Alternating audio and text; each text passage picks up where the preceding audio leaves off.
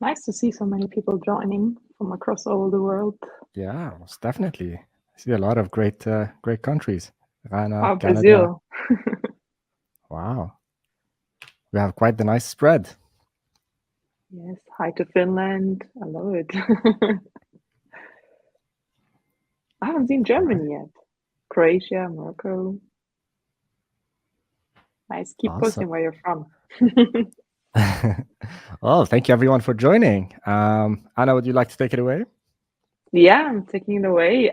Let's start with a quick introduction round from our side, so you actually know who your hosts are today, and yeah, who's going to present to you and talk to you. Just quickly about myself. I'm your host today. My name is Anna Wintermann. I'm yeah, enterprise sales manager here at GitHub. I'm actually soon celebrating my hubbiversary, so I'm soon in May have my 4 years hubbiversary. So Bassem, please don't forget this. And Congratulations.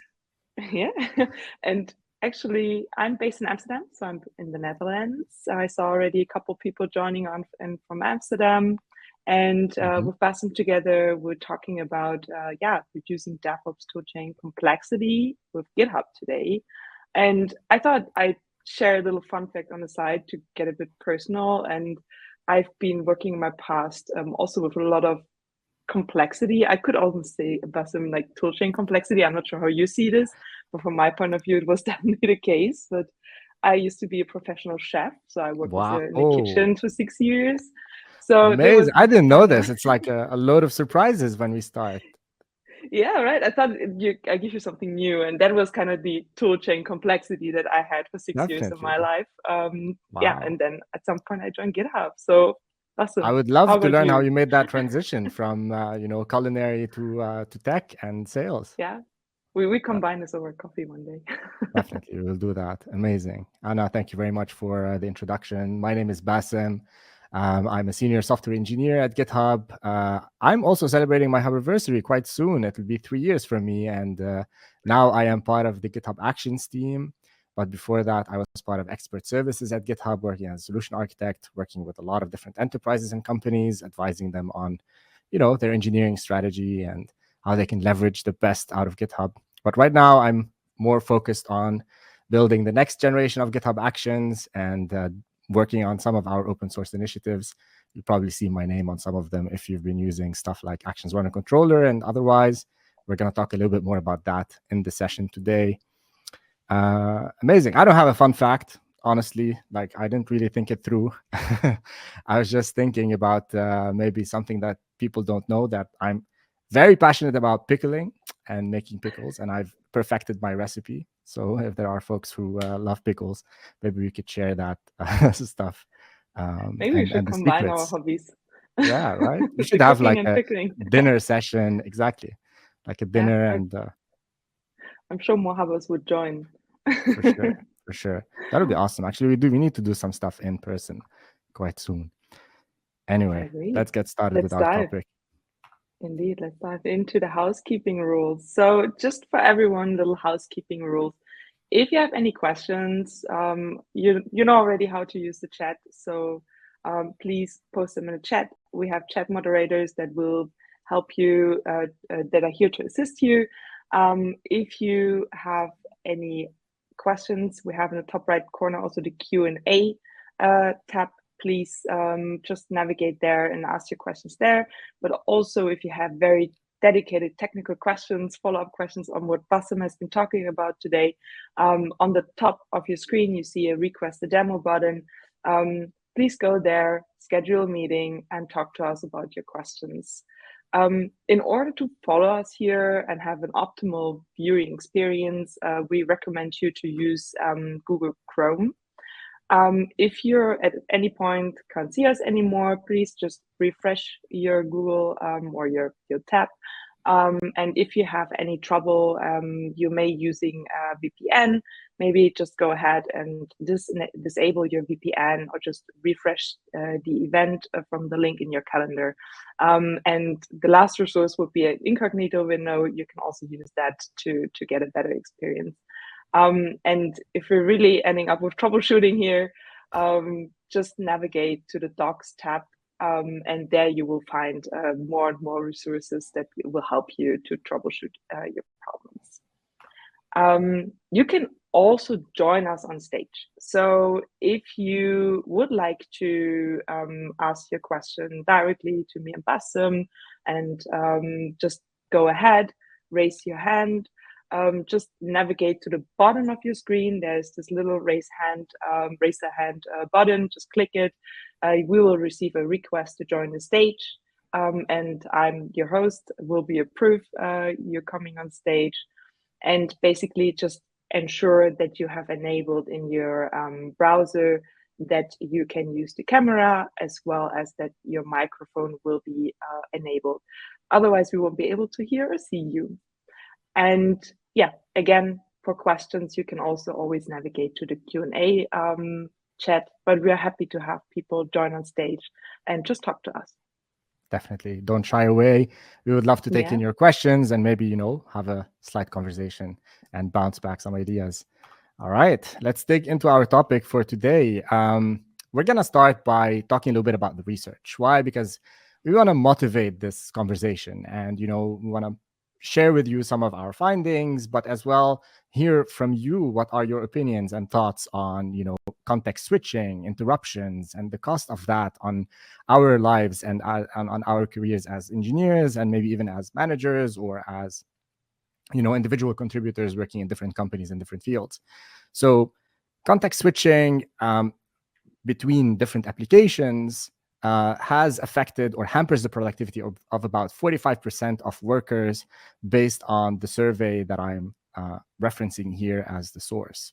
45% might not seem like a big number, but that means that half of your workforce is affected by switching in between different tools and utilities. And what that translates in terms of numbers is, or minutes of a day, is about 1 hour almost is wasted entirely for people switching in between different apps, trying to find information, trying to look up information somewhere, or maybe trying to do something that spans across multiple products or multiple apps, let's say. So 1 minute, 1 hour a day, that might not seem like a lot, but it definitely compounds. And 1 hour doesn't necessarily mean that it's the maximum or the minimum, right? That definitely varies depending on what you do on a daily basis. As a software engineer, I know that the more tools I have in my tool chain, the more context switching I need to do, the more distracted I would be, and the less focused I would be on my tasks. And we're going to talk more about that from my perspective as an engineer in the demo in a little bit. Research also shows that there are two types of modes we could be in when we're doing work. And this is particularly true for us software engineers. And periods of lower mental workload, they will be better moments for us to be interrupted as opposed to periods of higher mental workload. And every engineer here probably knows this, because when we're writing code, it's a very complicated activity. And I always wonder, how the human brain works. It's fascinating how actually coding is quite complex in our minds, but it just feels so natural whenever we get accustomed to it. So on the one hand, we're trying to maintain the state of the program. We're trying to run an emulation, mental emulation of how the program runs. And on the other hand, we're trying to think of what are the changes we want to introduce to the code base and the impact of these changes on the emulation that we're sort of running in our minds. And there are definitely periods where we have a peak focus. We have this emulation running at full speed. We are fully, productive. We're able to make changes. We're able to reason about it very quickly. And in these states, if Anna comes in, for example, and taps on my shoulder in the office, and she's like, "Hi, that's amazing to see you. It's been a while," so on and so forth, I will be like, "Yeah, it's extremely nice to see you too." It's even though she's very well intentioned, and I would love that, that small engagement, but the timing is definitely off. And a better timing for that would be when I'm not necessarily in that heightened or high mental workload state. And this is based on research. And why is this really disruptive? Because there's a concept called edit lag. And this concept is, again, validated by the papers I'm referencing here, which is the duration it takes for me to go back to writing code and to go back to that heightened state of focus after being interrupted. And developers often do not make their first edit of the session until several minutes have passed beyond the interruption. And the distribution of this period varies greatly. So it's between 5 to 30 minutes in the worst case scenario. If it goes beyond 30 minutes, that means that person has completely left the building. Like, they're completely detached now from their activity. And I'm sure, Anna, you know this, like when you're working on something that you've been highly focused on and you get interrupted, you never really go back to it. You maybe check your social media or your email, or you take it as an opportunity to check Slack, for example, right? Yeah, you're just clicking around. Like sometimes you're just looking, oh, what happened in my email? Oh, what happened on GitHub? And then you check your notifications, and then after 10 minutes, oh yeah, I was actually doing that and that. That's I've been there so many 100%. times. Definitely. It kind of snowballs, right? Like something drags the other, and by the time you're back to the activity, because I think for some reason we sort of start to postpone it a little bit because it takes effort for us to go back to that state of focus, right? So we kind of start procrastinating a little bit. Yeah, okay, fine. I need a small break. I need to go make a coffee, so on and so forth. And this is very costly. I mean, we definitely need to be in this heightened state as much as we can during the day so that we can get stuff done, obviously. But interruptions are very, very expensive, as you're probably all aware. So I would love to know, and Anna, back to you. Yeah, you can also ask the question, but again, like we wanted to ask every one of you, and I will open a poll now. How long does it take you actually to resume coding after an interruption? And Bassem, what's your sense on that? Like, what do you think? How long does it take you? Yeah, this is very tricky. Honestly, like I would love to think that I'm quite disciplined when it comes to these things and I can come back to it after like between 1 to 5 minutes, but it's definitely not the case. I often feel like it takes me way longer than that. And it depends on how critical that activity is. And the more complicated that work is, the longer it will take me to go back to it, honestly. Yeah, definitely. And I think here it's still people are voting, but I see between 5 to 10 minutes, 10 to 20 minutes. Yeah, I think that's also, I'm definitely in the 5 to 10 minutes, but if it's a very extensive task, then it takes me much longer. And even if it's a task that I don't like to do, I think that's also something where you really have to force yourself and get yourself 100%. moving. Philip in the chat is saying that it really depends on the type of interruption. Philip, would you like to go on stage? Tell us a little bit about what you mean and what types of interruptions are there, like, and how does that affect the duration? You could raise your hand and we can get you on stage. Philip doesn't want to. Okay, no worries. Philip is camera shy. It's okay. If anyone else wants to do that, also feel free to volunteer. We want to hear your thoughts on this. Indeed, I see also to-dos. Yes, I do that as well. I'm a big to-do fan. To-do list. Oh, I love lists. I love lists. We're gonna see like how you can also leverage GitHub projects. At least my way of leveraging projects to create to-do lists in a bit. So in the demo that we will see shortly. We actually have some. Oh, Johannes, sorry, I missed you. I saw that you raised your hand. Please join next time on stage. I just saw it, so next time, if you want to speak up, I'm happy to have you on stage. All right, amazing. So, moving forward, interruptions are not just bad because they waste our focus. They're bad and they waste time. Interruptions are bad because also they change our emotional state. And as evidenced by this research, annoyance rose by 56% when we interrupt people at the wrong time with the worst possible type of interruption. And their frustration rose by 50%. So the next time you see a colleague at the office or at work who's a bit more snappy than normal, or they're a bit more agitated, that could also be coming as a result of them being continuously interrupted. And it doesn't necessarily, the interruption doesn't necessarily need to come from a person tapping on their shoulder. It could come from a Slack notification, or like an email that just threw them off focus, or maybe an incident that has happened. As software engineers, we're often not necessarily always on call, but we always have to be able to attend to our services in production, right? And that completely throws you off and disrupts your flow for that particular day, where these disturbances and annoyances have not been really scheduled or planned, and it's very difficult to schedule them. So ideally, we would want to reduce these interruptions to the maximum, and also we want to reduce the impact of our tool chain on our ability to focus, right? So we want to make sure that we're as optimal state as possible. So I would like to say that everybody hates being interrupted, but for us to be accurate, I need to say many people hate being interrupted, because I don't know, maybe there's some exceptions out there. So we have someone who would like to come on stage. And before we move on to the next question, Philip, I will get you on stage. Hi, Philip. Where are you joining from?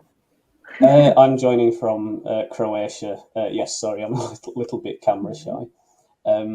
But I wanted to explain that when I say the type of interruptions, it does vary the track of thought once you get back into coding. I work from home, and if I have, say, a non-work related interruption, I find that much easier to get back into coding than a work related one, because a lot of the work related ones tend to be a priority change, and it becomes a frustration. And you just get a little bit more annoyed with the code. Whereas if, say, the cat is meowing to be fed, or there's a knock on the door from the postman, I kind of find it easier to get back into the track that I was before, because there was only one track. Whereas if it's a work-related interruption from Slack, that's when it becomes longer for me to actually get back into my train of thought. Amazing. I love the nuance, to be honest, and yeah, that's definitely valid. I'm curious if other people feel the same way also, if all interruptions are equal or interruptions vary also depending on where they're coming from. That's very perspective. We can maybe have we have more people joining on stage. So I would Parham, I saw you first. I will add you to the stage. Let's see if that works. Joining. No. Well, then we have one more person. Hi, Uways. Hi. That's an interesting name. Thank you. You guys can hear me, right? Yes, we can hear you. Great. Right.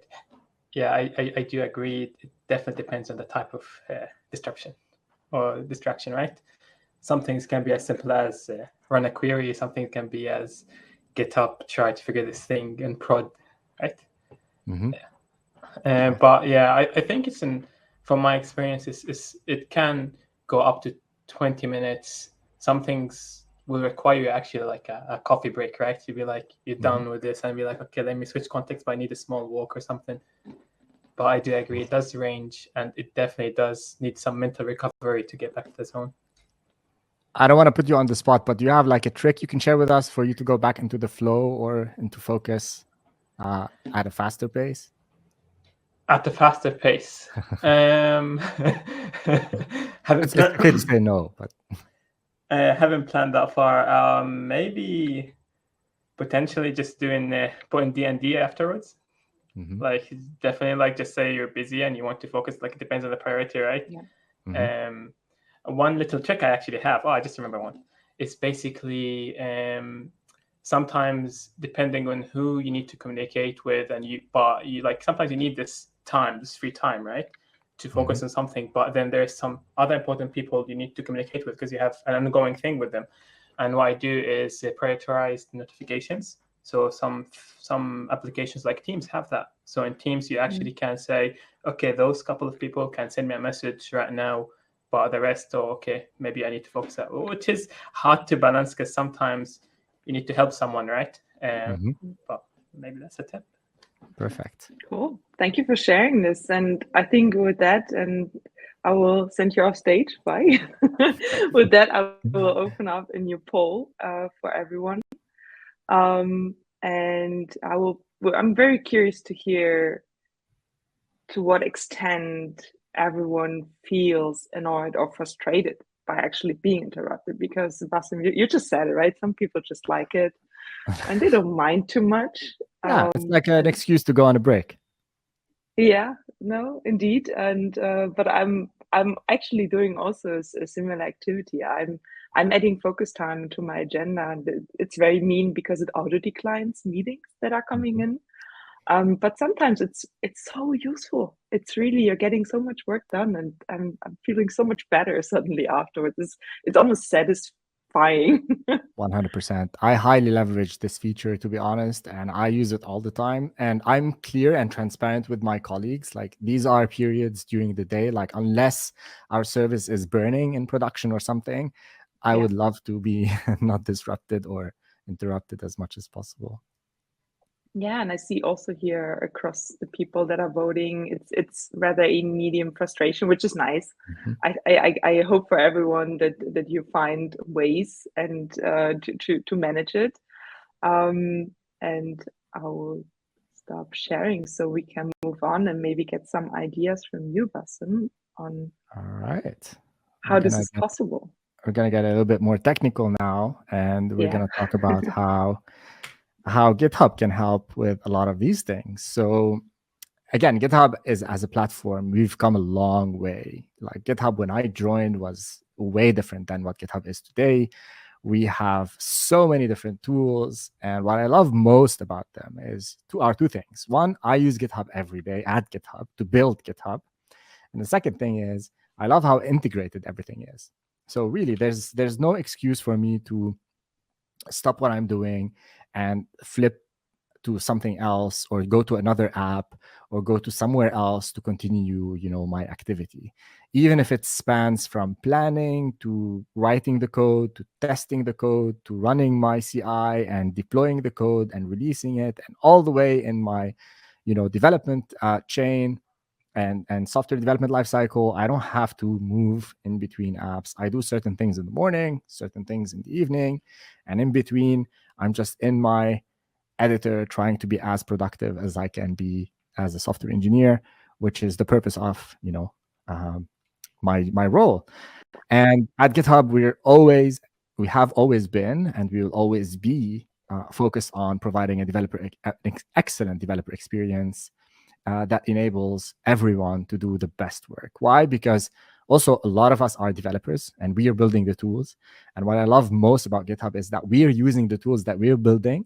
So if these tools are not great, we will be the first people to, raise the flag and start figuring out ways to make it better, because it will make our lives even, better or worse, depending on how good we perform. Now, obviously, manual tasks also are a significant inhibitor to your productivity as developers. As we all know, nobody wants to go and click manually certain things. We would love to automate as much as possible from our workflows. And what I love about GitHub as well and GitHub Actions in particular, is the ability to do a lot of that automation and have it all integrated. Now, what I want to do is I want to share with you how I use GitHub on a day-to-day basis, and how I try to be productive using our tools, and how I contribute to some of our open source projects all throughout. And I would love to also hear from you, your questions, your comments, whatever you have in terms of thoughts, on what you're going to be seeing right now on screen. And we're going to talk about an interesting open source project that we recently adopted. It's called Actions Runner Controller, which is a Kubernetes controller that is used to orchestrate and scale self-hosted runners. We're not going to go deep into what this does, obviously, but I'm just going to show you how we developed this Kubernetes controller, which we adopted from the community. So let's jump to the demo. And my favorite tool of the day, sorry, let me just put this away. My all-time favorite tool is my terminal. And I'm not sure, is it visible to everybody? Yes. All right, awesome. I can see it. Perfect. Just want to make sure that the text is legible. All right, so you can see here my terminal, and my favorite tool, to be honest, at GitHub that I start with always is GitHub CLI. CLI allows me to do a lot of awesome stuff. And my second favorite tool is GitHub code spaces. But before I jump into my code space, I want to show you a little bit also how I personally plan my day. So let's go back to the browser just for 1 minute before we dive deep into this. What I want to show you is my personal project board. So a few people mentioned their own to-do lists. This is mine. Obviously, this is not my actual to-do list because I don't want to show you, some of the stuff that's not supposed to be public. But this is a sort of the same structure as my to-do list, and I have the same title for it. It's my secret stash. And what I like to do is I like to compose my to-do list into 3 different views. So the first view is this tabular view where I can see the list of issues categorized by different, statuses like my to-dos, my follow-ups, my in progress, and what I'm doing in review. And these could be tasks that I need to pick up, activities that I need to do, or they could be pull requests that need my attention, and they could be distributed across multiple repositories, for example. I can see the labels. I can also, what I love to do is assign impact to my work, because at GitHub, we're very much impact driven. So there are activities that we need to do that are chores that could have a high impact, or there are activities that are quite big, but they have a low impact. And these should be lower priority than other stuff. So this is a great mechanism that allows me to, from a glance, see how can I create a highly impactful day, for example, and pick and choose the things that are high impact, high priority, maybe high impact, low effort. Depends on our strategy and where we want to go next. And then I have something called next action in, which is something I love because there are some long running tasks that don't require my attention on a daily basis. So for example, these 2 issues here, they require my next action maybe in a week from now. So what I would do on a daily basis in the morning is I would refine this and I would, change the next action based on the changing circumstances for the day and based on the changing priorities. I would also define the next action in one day. For example, I would start picking up these things. Next, I would like also to have another view that shows me, like the Kanban board of all of my items distributed by priority. I also like to look at my items distributed by buckets, or like columns of their different status, just so that I can have a very quick glance. At a quick glance, how much am I overloaded today? And what I love most about this is I share this every single morning with my team and my manager so that they know exactly what I'm working on. And I don't have to report on status for anything because I can just tell them, go look at my board. It's always up to date, always has everything I need. Now, from this, I would pick up my activities for the day. So for example, let's say I have this to-do that I need to figure out, it requires my attention less than 1 day, and it's this issue. So again, what I love about GitHub is how everything is integrated. I can even change the status of my issue. Right here, it will be reflected in the board. I have a summary of this issue and task that I need to work on, and I have a description. And also I can link to the code immediately. So this task is basically, it says that the current step in our workflow is not readable and it's not really testable, and we need to refactor this piece of code. Obviously, there could be more in the summary, but I just wanted to give you like an example. And if we go back, this is the repository where all the code is, and I can have a permanent link for every single line in the code, and I can come here and see, okay, yeah, it looks like we have this action, this step right here. There's some JavaScript code over here. It's doing some loop, maybe sleeping a little bit, and it's not really clear. It could be definitely refactored into something better, right? I mean, it's obviously doing its job because the workflows are not failing, but we can definitely improve this a little bit and make it slightly better. So from here, once I have my task, I would jump to my, again, favorite tool. And what I love about code spaces and GitHub CLI is that I can get a list of all of my code spaces, and you can see here, I'm going to be using this one. So I've created also some aliases that will help me work a little bit more efficiently with CLI. And this alias will basically take this variable over here, or this value over here, and it will look for the namespace that has this value in it, for the code space that has this value in the name, And then I don't have to write the long command. It will just spin up my code space and it will run it inside my VS Code.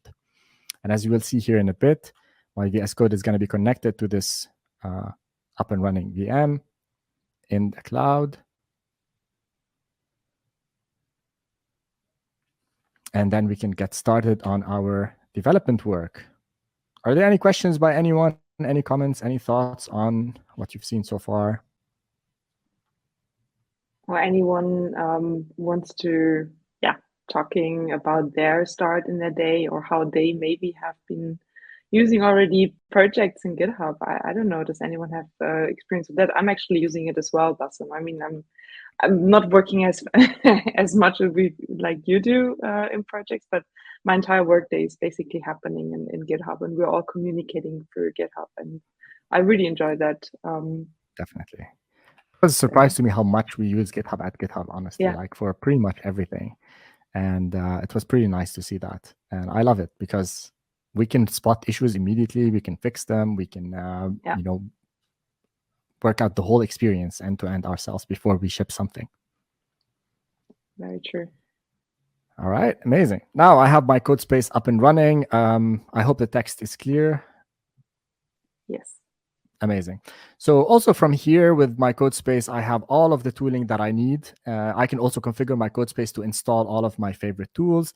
And what I also love about GitHub CLI is the fact that I have extensions that I could use, right? So for example, now I really don't need to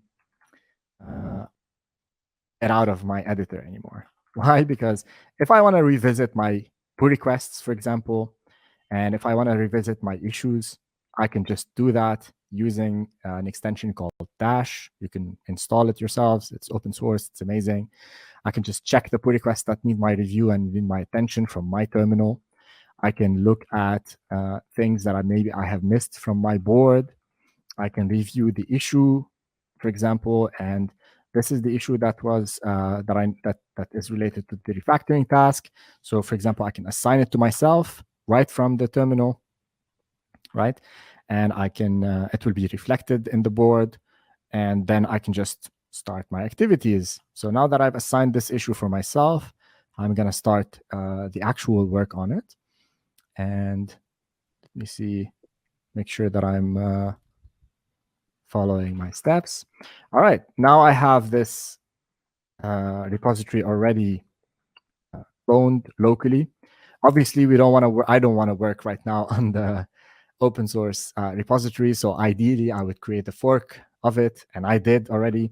So I'm gonna just very quickly check the remotes, and you can see here that I've already created a fork on my personal account, just because I want to push changes to the fork. I don't want to pollute the project where everybody's working on right now just for this demo.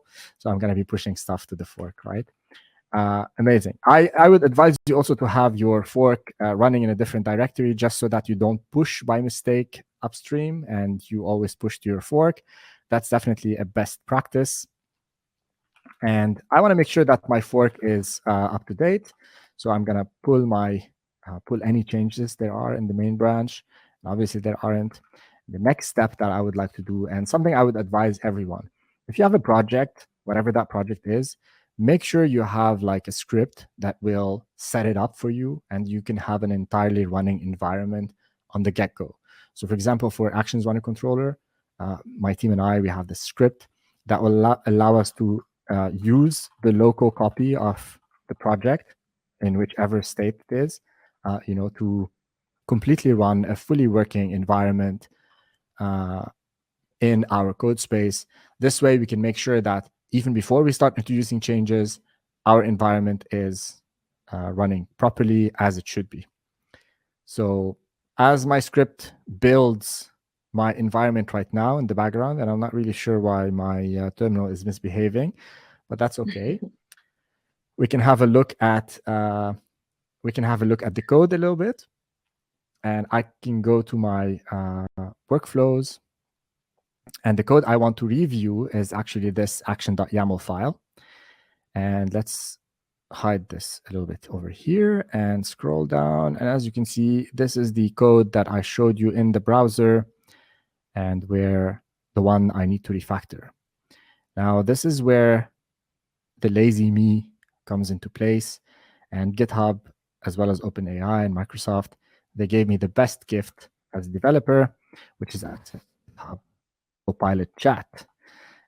Instead of me delving into this and trying to refactor it myself, I'm going to ask Copilot chat to actually do this for me. So I'm going to select all of this text, and I'm going to try to create a prompt that will try to refactor this into more legible code that maybe even we can test and work with. So let us see over here. I'm going to ask it,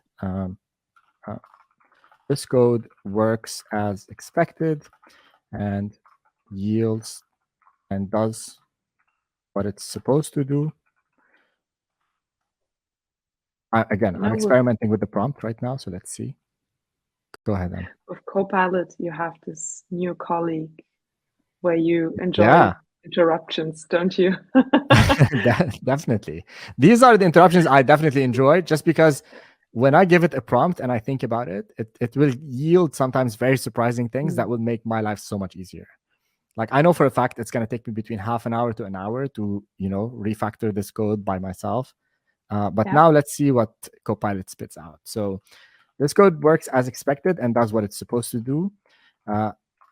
I need you to make it more readable, focus on code readability, and use as many helper functions as needed. So I need this done in 2 hours. No, I'm not going to pay you, Copilot. Sorry. So I'm just gonna go with the prompt right now, and we're gonna see what it spits out. And again, this is not really rehearsed, so I have no clue what's gonna come out of this.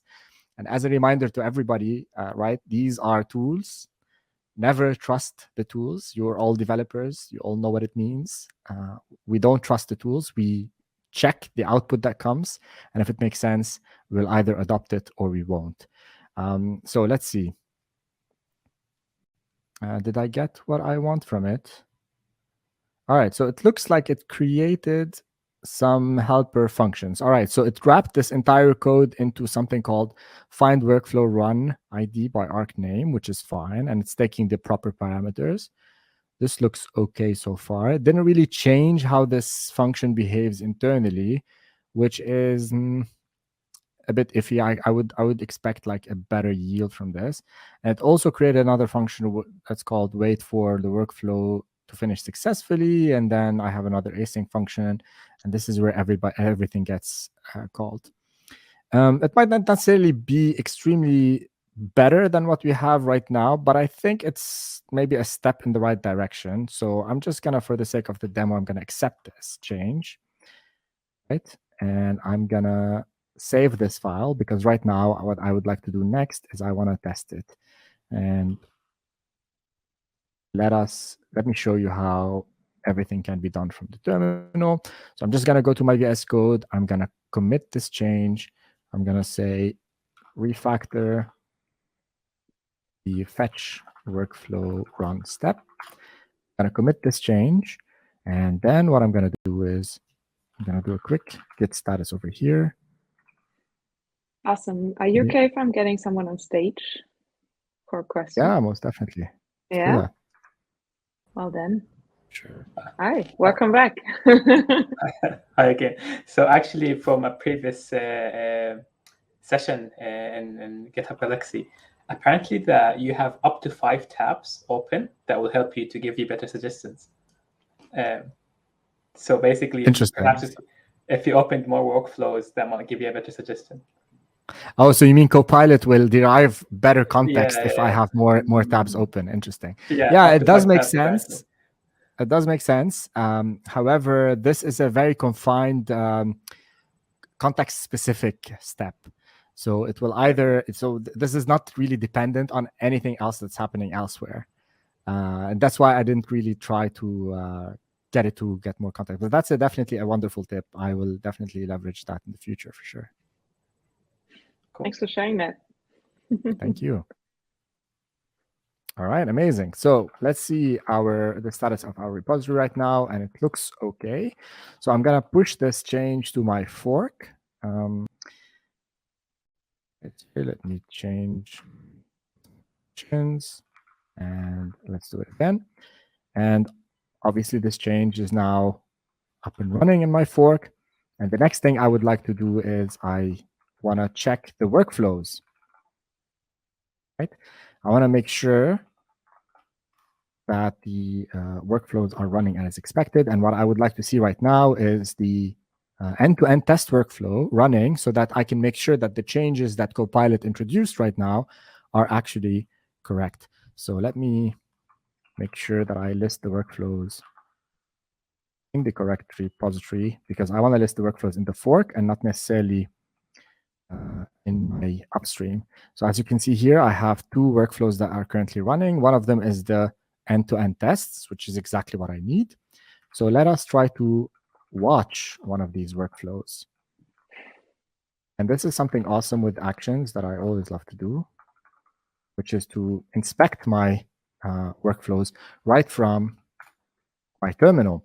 And what this will do is it will show me basically pretty much all of the different jobs that I have in my workflow, and it will update them in real time. So again, I don't have to switch back to my browser in any way, shape, or form.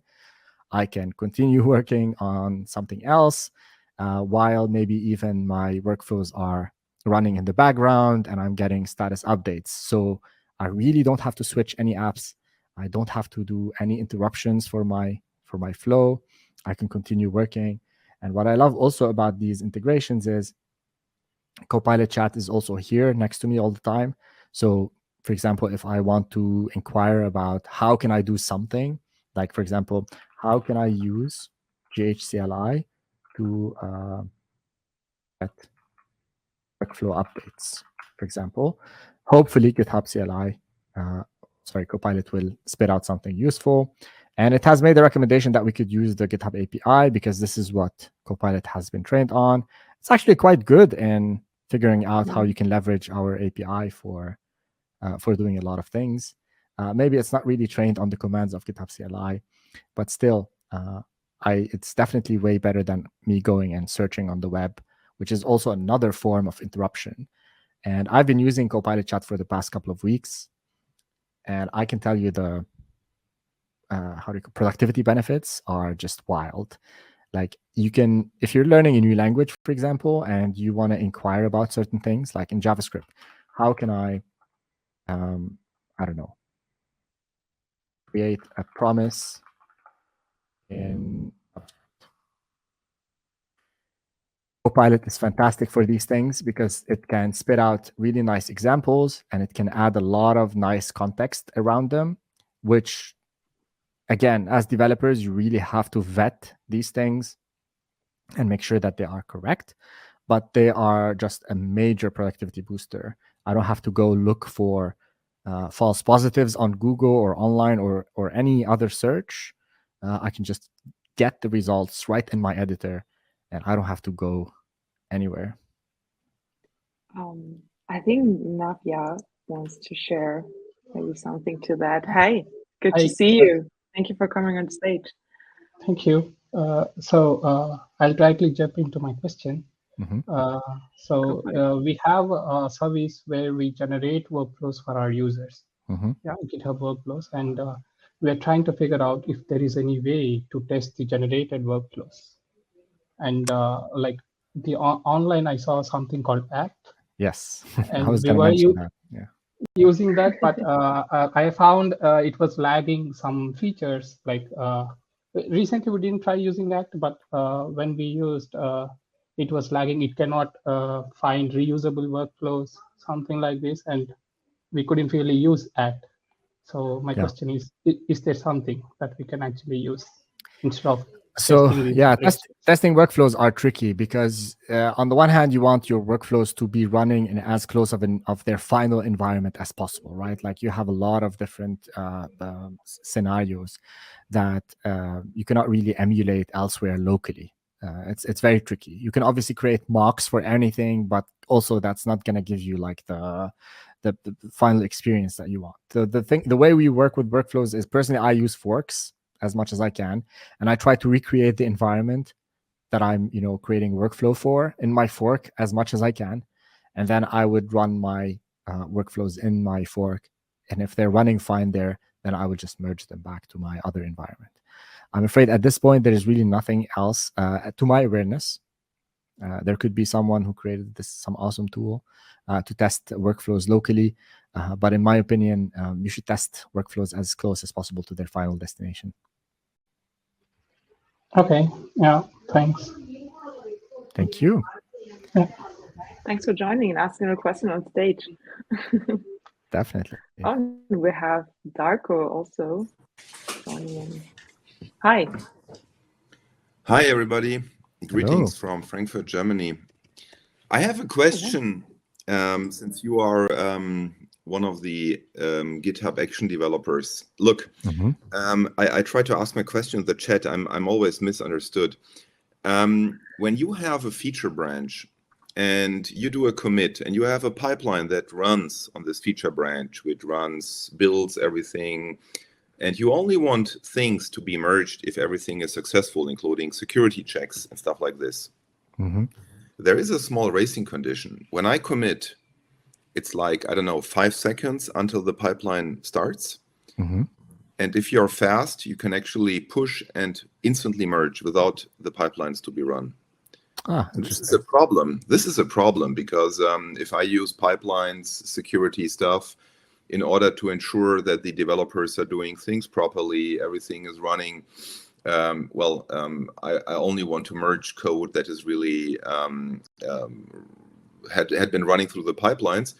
You can simply pass it by clicking quickly, and this is a problem. I'm not really sure. So okay, let's clarify a few things. Obviously, this is not intended behavior, so I would love if you could report this, because this is not a desired behavior. Obviously, whenever you run a workflow, that workflow should run based on it has a reference, and it should basically check out that ref that you pushed, or to your branch or whatever else.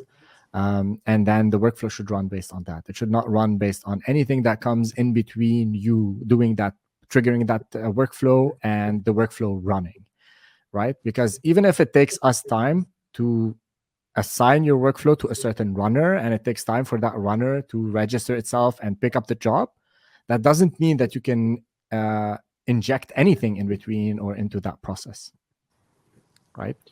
So maybe if you raise this to the support team, maybe they can advise on better practices for how you can prevent this from happening, or if there's a bug, we would love to address it. There is no, it's just an implementation. As you said, it usually needs like 5 seconds until you're assigned to a runner. And then, I commit, I see my pull request, the merge button is green, and after a few seconds, it becomes disabled because the pipeline is running. And then it gets green again after the pipeline was successful, or it stays gray because shouldn't be happening. If you have branch protection and you have checks that are mandatory before you can merge a pull request, that should not be something that happens. And again, I would love if you could report this, maybe with a video that showcases the scenario, and let us have the support team address this.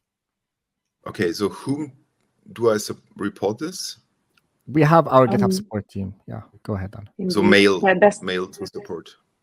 Indeed, and I think my colleagues, they can ping you in the chat the right link, and then you can reach out to those people. I will do so. As Bassem said, a short video with how the behaviors, that helps. That's a good idea. I will do a screen recording. Yeah. Okay. Awesome. Thank you, Darko. Great. Thank you. Thank you. Bye. And we have Vanis. Vanis? Am I saying your name right? Oh, we don't hear you.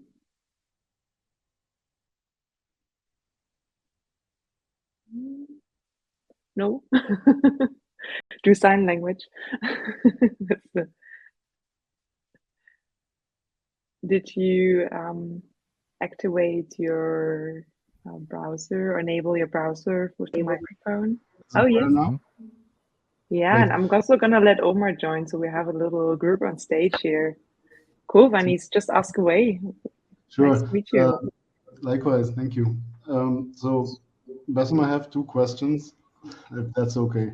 The first being, our team is owning around 70, 80 repositories. and it's really hard to have an overview on all the open pull requests across these repositories. Some of them are from Renovate for dependency management. Some of them are from other streamlined teams, whatever. And the notification bell on the top right corner is not really intuitive to kind of get an overview of all the repositories that are owned by a certain team. And I was wondering if there's a solution for that, or maybe something in the future to have on the roadmap. Yeah, I understand the problem. So the thing is, it really depends on. So the notifications will basically show you pretty much everything you're watching or everything you're subscribed to, every engagement or interaction you make in a certain repository. Then you're going to start seeing some of the notifications from that repo. They might not be repositories you own, but they are repositories you're probably engaged with. And the only way you can solve this is currently by unsubscribing from pretty much everything you don't own, honestly. Like this is the best way. And honestly, for pull requests, there's also, let me just very quickly check. We have the pulls page, which is showing you all of the pull requests that have been created by you, the ones that are assigned for you, the ones you're mentioned in, so on and so forth. I'm not really sure if you know this view already. I do. Okay. So there is a revamp also for all of this UI. I cannot talk much about it, but this is definitely something we're thinking about and we are working on. And there's going to be more grouping that is done for notifications, and you're going to have more context-specific notifications, let's say, so that you can address them and be more comfortable with. Also, with the APIs that we have, I think we also have something we're working on that is going to give a different notification experience. Again, I cannot share much about it because it's still in very early stages, but there's definitely stuff coming for that. Awesome. In short, keep your eyes peeled for the public roadmap. Definitely. Cool. Thanks for joining, Vanessa. Omar, hi, nice to meet you. Yeah, thanks for having me. Bassem, I have one thing. When using strategy matrix in GitHub Actions, sometimes we have like a lot of OSs and sometimes a lot of browsers. And for that, when we do some like pull request on pull request event, the list is too long, and I was thinking, is there a way to group these lists so they can be more readable in the PR? You mean the list of checks in the pull request at the bottom before the merge button? There's a big list. Exactly. Yeah. Sometimes you have to scroll and yeah. Yeah, I understand. Unfortunately, I don't think we have something right now that is going to, at least to my awareness, because again, GitHub is quite big. There could be other teams that are working on a lot of other nice stuff, right? But to my awareness, we're not really addressing this right now, just because there's in the actions view, you can go and you can see, the workflow, the specifics of each workflow. And I know that you might want to see the stuff related to your specific pull request. I'm not sure if there's actual filtering that's going to happen. There's some filtering that you can do in actions, so maybe that could be helpful a little bit if there's at the top in the search box in the actions page, there's some filtering you can do by event, by branch, and by actor. So maybe you can go and look by your own username all of the different workflows you triggered. That might be helpful, maybe. Thank you. Yeah, thanks for having me. Cheers. Thank you for your question. Is it okay if I ask another one? Of course. Go for it. So we have also this very annoying problem where we are leveraging GitHub templates to create template repositories, right? Okay. But when you create any repository out of this template beyond initial creation, then doing any updates to the template are not synced back to the child repos, so to say. Correct. And I was wondering if there's a solution for that. So it's a tricky problem because I will tell you this. Like, if you create a template and you as an individual, you go create a repository out of this template, right? So I'm going to ask you, put yourself in our shoes. And someone pushes a change that you don't want in your template, in your copy of the template, right? How can you control that? So it's a difficult problem. There's gonna need to be a creation of a new environment for you to dismiss this change when it comes, for you to be notified about it, and then for you to accept some changes but not others. And then also, how do you merge these changes to your template? Because, later on, because your repository or your copy has obviously changed in so many different ways, there's really no way for us as a platform to really know how we can successfully merge these new changes. Otherwise, you're going to have a ton of errors. However, you can create pull requests on your copies of templates, and then you need to create a mechanism for you to create like a centralized sort of a template enforcing, let's say, workflows. And then from that, whenever you make changes to that templated repository, there are workflows that are triggered that will go create pull requests on all of these copied repositories. And then the owners of these repos can either accept these pull requests or not. And this is what we advise pretty much everyone to do. Pull requests are the best mechanisms to introduce change, because they allow for a, I approve, I want to change this, I want this, I want that, and you can safely merge changes. Cool. Thanks. Thank you. Oh, thank you. I All think right. we're slowly at the last 5 minutes. Indeed. Looking at the time, we're running short. So thanks for everyone to join us here on stage and ask questions really away. And I think I really hope that you got a couple ideas, inspiration for what you can do in the next upcoming weeks to maybe, reduce a bit the friction or the frustration that you maybe experience during the day. And you got some ideas from us from GitHub, and take it away from Bassem's day-to-day workflows. Most definitely. We're definitely working on improving a lot of this. And I think it's just going to get better with time.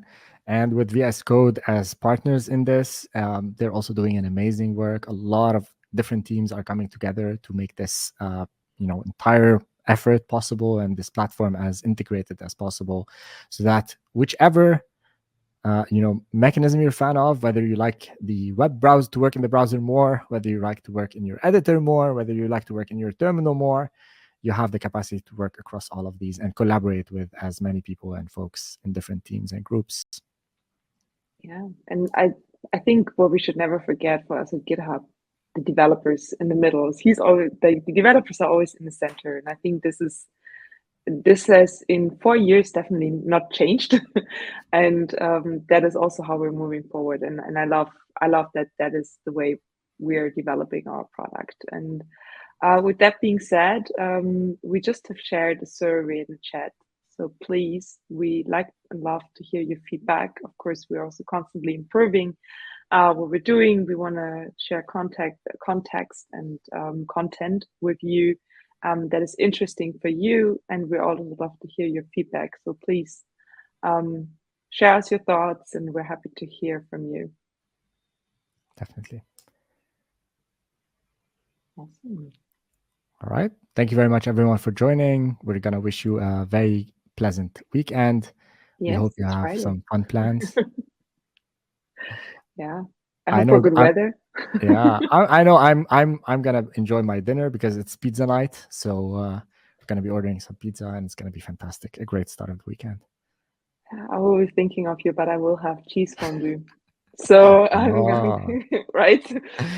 I'm gonna roll to bed. So everyone, have a good weekend, good start, and hopefully next week when you turn on your computer, we'll think of us, and thank you. Do some workflow improvements.